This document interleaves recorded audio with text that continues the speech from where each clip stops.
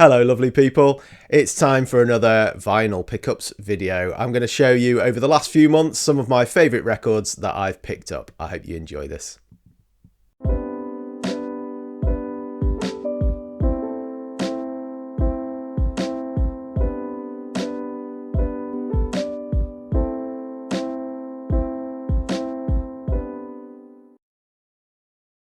And at that point, my camera decided to die. I'm just not having much luck today, am I?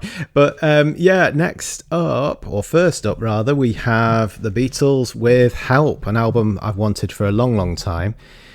I'm hoping eventually to get all of the Beatles albums, but they do come at quite a price. So it's something I'm hoping to do over years rather than months, I think. But yeah, great album, this one.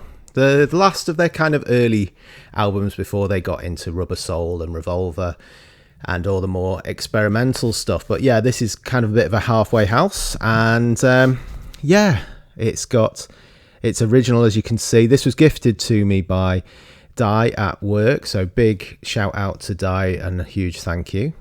I've just shown you what the next record is, haven't I? It's got some absolute classics like You've Got to Hide Your Love Away. Ticket to Ride, of course. I've Just Seen a Face is one of their most underrated songs, I think. Always loved that one. Yeah, so that is Help by the Beatles. Big thanks to Di for that one. Next up, you saw it before, Tracy Chapman'S amazing album, self-titled album. And yeah, I used to love this one when I was at school, actually. My music teacher introduced me to this one. And I've loved it ever since, and I've never had it on record. I've always had it on tape, so nice to get the vinyl version. And there we are, there's the back.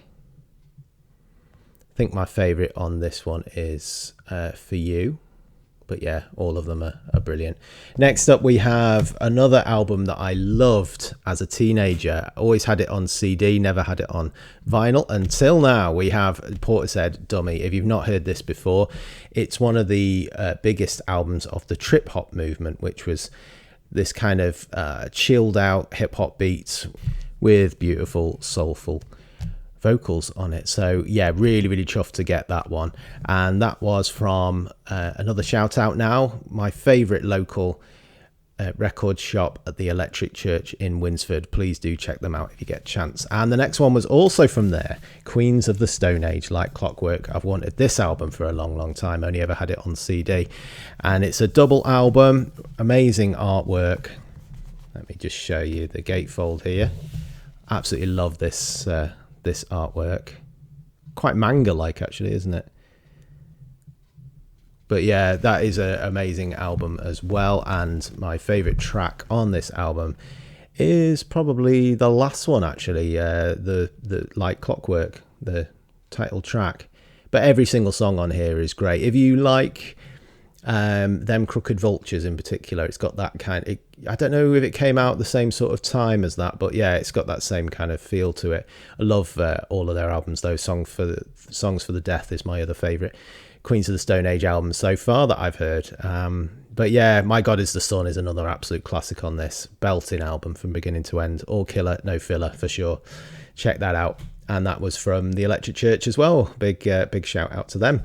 And lastly, but not leastly, we have the Rapture, Susie and the Banshees, another band that I want to eventually collect every album from. This is their last album, probably their most underrated album. I absolutely love this.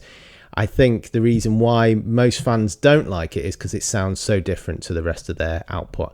There's lots of string orchestration, and John Cale produced this one, and you can tell it's got his kind of viola sound all over it from the Velvet Underground. But yeah, another double album, not a gatefold, this one. It's got both albums sandwiched in there. Let's have a look at the back here. Beautiful album. These ones tend to be a lot more expensive, I find, the sort of 90s ones when vinyl had gone out of favour.